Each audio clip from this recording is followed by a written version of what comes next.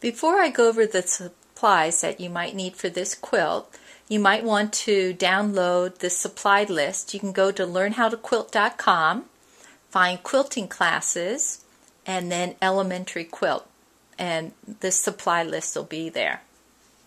So to make a 9-square small quilt with 2 different colors, you're going to need a ½ yard of each of the different fabric and a ½ yard of batting. I'll talk more about this fabric in the next video. I'll give you directions how to cut out your squares using a rotary mat, cutter, and ruler. Now, if you don't have these, you can use just regular scissors with a template. And I will show you how to make a template out of cardboard like this. Or if you want to, you can go online and download this paper template at learnhowtoquilt.com under Elementary Quilt, and then glue that onto cardboard. So to make this template, you're going to need scissors, ruler, glue stick, cardboard. After cutting out my fabric, I like to then mark my fabric. And I'm just using a great big X here, but in order to see that, I need to use a marking pencil, or sometimes I use tape.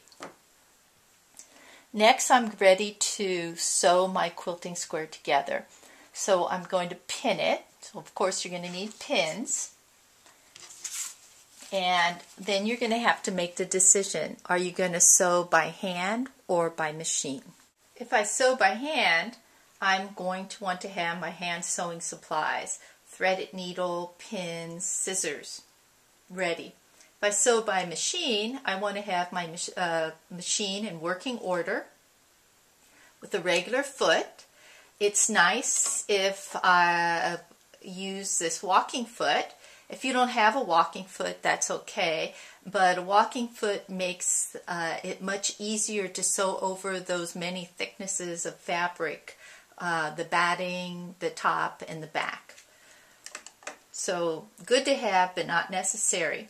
You're also going to want to choose your thread. You can use matching thread in the top and in the bobbin, or they could be different. That's a personal preference. And last but not least, you want to make sure that you have a hot, dry iron to press your fabric before cutting into it.